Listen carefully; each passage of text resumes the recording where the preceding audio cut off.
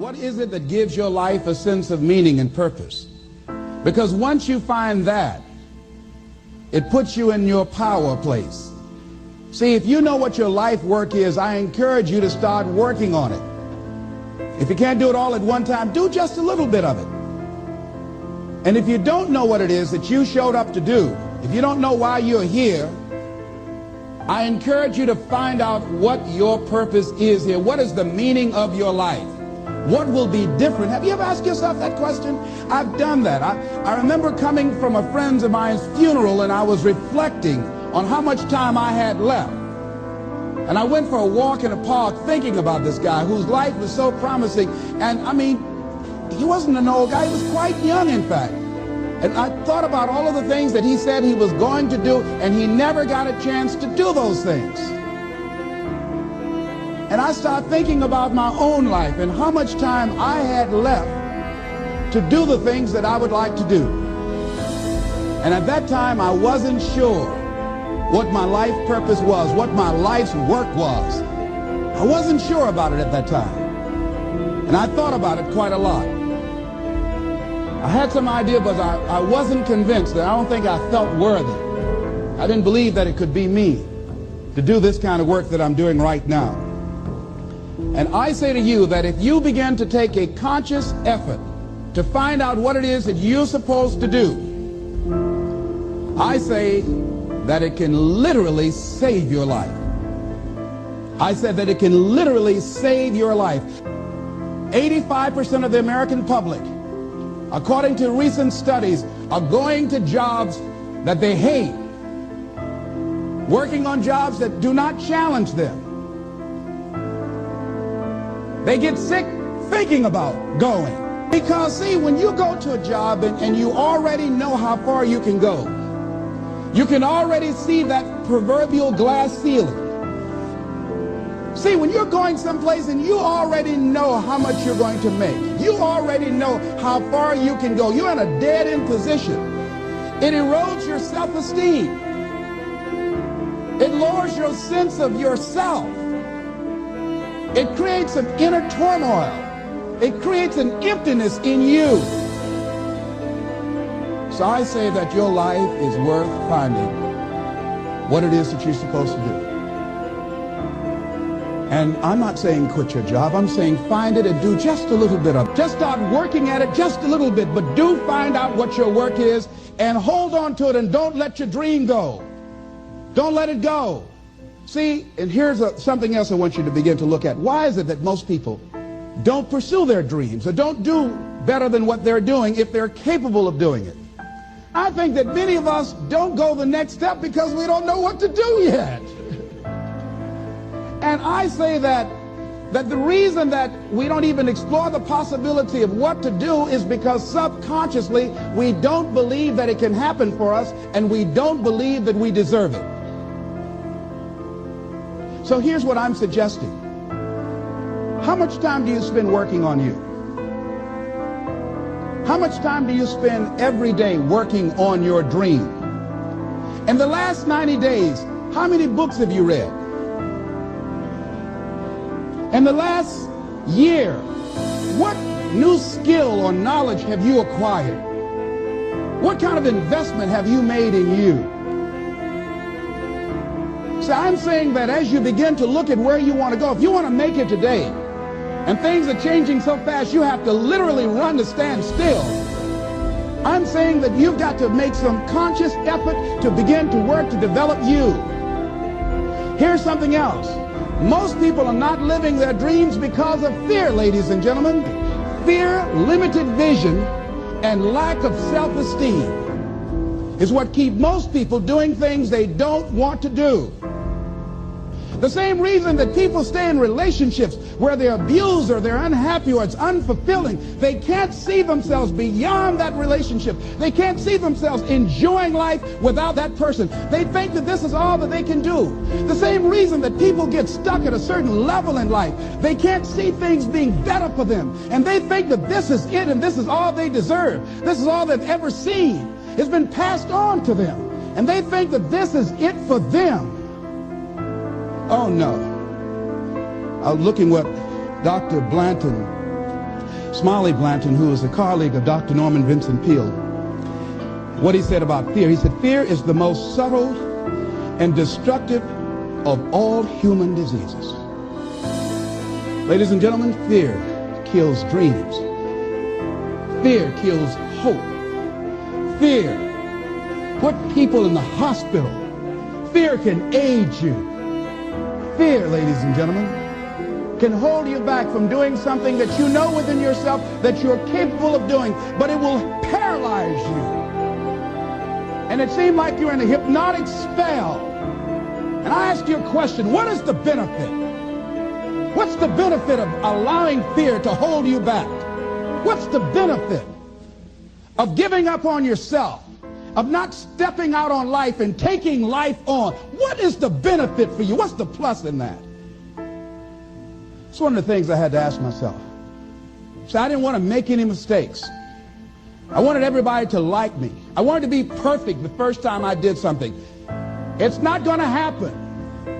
You're going to make some mistakes. You're going to hurt some folks' feelings. You're going to create some enemies whenever you decide that you want to begin to take life on. You've got to ask yourself, how long am I going to allow this to hold me back? I like what Zig Ziglar says. He said, fear is false evidence appearing real. That is an illusion that we create in our mind. It is a state of mind that can be changed. So let's look at how we can begin to take some steps to restructure that fear, to begin to expand our visions of ourselves, to begin to increase our self-esteem. Webster said that self-esteem means confidence and satisfaction in oneself. Look at your life right now. Whatever you've done up to this point in time, your life is working. Whatever you have produced, it came out of you as a result of the kind of person that you have become. It's a result of your choices. It's a result of your consciousness. Now you have to ask yourself, are you satisfied with what you have produced? Is this what you want? Would you like for things to be better than this? Do you believe that you deserve better than this? Or are you content? This is it. You don't have to do anything else. That you already resign yourself in life and say, well, I'm happy. I'm not starving like the people in Calcutta. Are you allowing yourself to get off the hook like that? Or do you believe somewhere in the back of your mind or in your heart that there's some other great work for you to do? There's something else that life has for you. And that's why you're here. How do we handle this fear factor? How do we increase our self-esteem? You have to begin to fortify yourself. How do we do that? I believe that you have to begin to consciously monitor your inner conversation and start talking to yourself. Start building yourself up. Sometimes the only good things you will hear about you are the things that you say to you. So I'm saying learn to be your own booster. Start building yourself up. Start encouraging yourself. Start saying, I can do this. I can make this happen. When I started thinking about becoming a speaker, I said, yes, I can do this. I can make this happen. When I start trying to convince myself I can be a businessman after flopping and failing and losing thousands of dollars and feeling stupid and dumb and having people take advantage of me because of what I didn't know, I had to talk to myself because people were saying to me that I was dumb. And somewhere in the back of my mind, I was saying, you're right. Look at what I've done. I had to say, no, Les. Hey, come on, man. Get yourself together. You can handle this. You just haven't figured it out yet. It's all right. This is your training period. This is the tuition you have to pay for what you don't know. You can do this. Other people have done it. It doesn't take an Einstein. Get you some people that can teach you some stuff that you don't know. Get you some people that have done it successfully and learn from them. Take some seminars, workshops, read some books on how to manage a business. Change the way you see yourself and begin to tend to the personal details. Understand that nobody's going to take care of your business better than you. And when I start changing that kind of mindset of beating myself up because of my mistakes and start looking at the possibility of my doing better, of my making the adjustment that would enable me to do what I want to do successfully, things begin to change. And I say, stop beating up on yourself. You do it. I know you do it. I've done it. It's a natural inclination for us to put ourselves down. See, we are born negative, I think, in a negative consciousness because we live in a negative world. Here's some other things, ladies and gentlemen. Begin to guard your mind against negative programming, like turn off the television. Don't watch the news. So you've got to guard the kinds of things that you put in your mind. See, if you don't program your mind will be programmed, because human beings are goal-oriented. That's why we die of broken hearts early. That's why we're running through life to early graves. We're going through life, ladies and gentlemen, and I think that Henry David Thoreau said that most men live in quiet desperation. Most of us go through life running scared. So we created this in our minds, false evidence appearing real. We made it real in our minds. That's why Churchill said there's nothing to fear but fear itself. That's the destructive monster. So turn off things that can contribute to your fear. Turn a deaf ear to people that all they can do is talk about how negative things are, because they have bought into the consciousness of the world.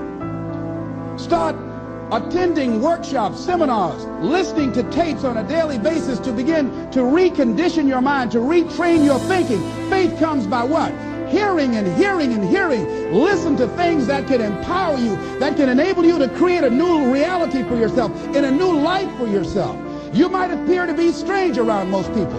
You know, most people think you're strange if you're happy today.